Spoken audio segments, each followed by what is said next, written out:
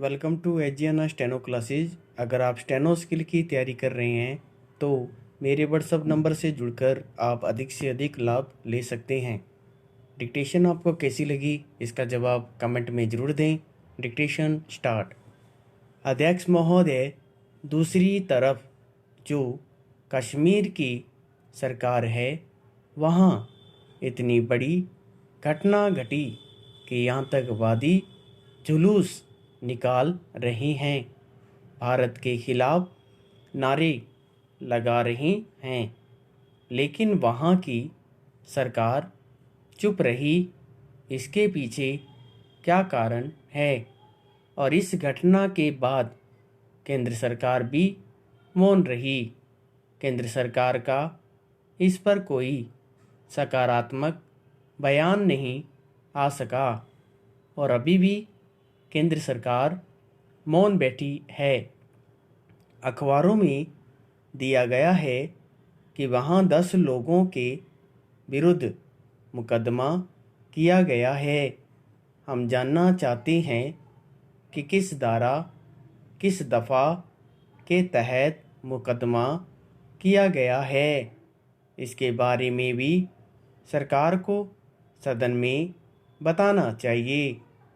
इस घटना के बाद देश में एक संशय की स्थिति बनी हुई है कि क्या सरकार आतंकवादियों को जम्मू कश्मीर के इलाके में जानबूझकर संरक्षण दे रही है? क्या जम्मू कश्मीर की सरकार ही वहाँ आतंकवादियों को पाल पोस कर देश में आतंकवादी घटनाएं करा रही है?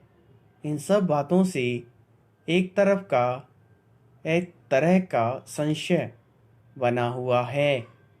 हम चाहते हैं इस पर सरकार का रिस्पांस आना चाहिए और ऐसे गंभीर मामले में प्रधानमंत्री जी को स्वयं सदन में जवाब देना चाहिए।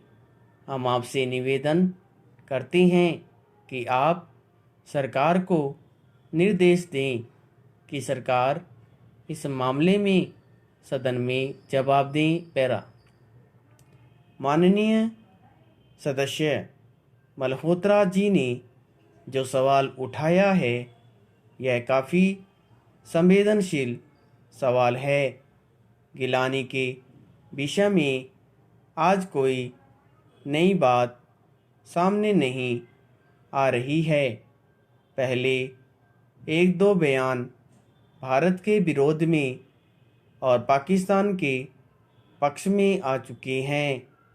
जब रैली की बात हुई तब कश्मीर में जो सरकार है वह क्या कर रही थी, रैली के बारे में भी यह चर्चा है कि नकाबपोश में भेष में आतंकवादी थे और वे आतंकवादी भारत के खिलाफ और पाकिस्तान के पक्ष में नारे लगा रही थी। उन नारों के अलावा जितनी आग भारत के खिलाफ उगलनी चाहिए थी उतनी ही आग उगली गई। पाकिस्तान की तरफ से कभी कभी बयान आ रहा है कि भारत और पाकिस्तान सीमा विवाद सुलझाने की तरफ अग्रसर हैं। पैरा। कश्मीर पाकिस्तान के झंडे लहराए गए, लश्कर ए तोयबा के झंडे लहराए गए। कश्मीर हिंदुस्तान का हिस्सा नहीं है।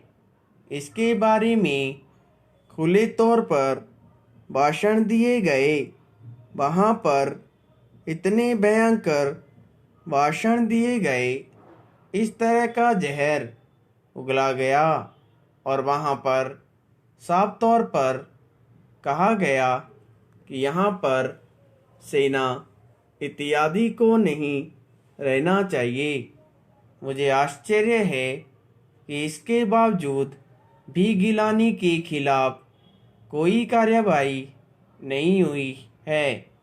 लश्कर ए तोयबा के लोग नकाब पहनकर वहां गए थे, लेकिन उनके खिलाफ कोई कार्रवाई नहीं हुई। उन्होंने वहां पाकिस्तान जिंदाबाद के नारे लगाए, हिंदुस्तान के खिलाफ जहर उगला, लेकिन इसके बावजूद भी किसी एक के खिलाफ केस दर्ज नहीं हुआ। किसी ने उनके खिलाफ कोई कार्रवाई नहीं की।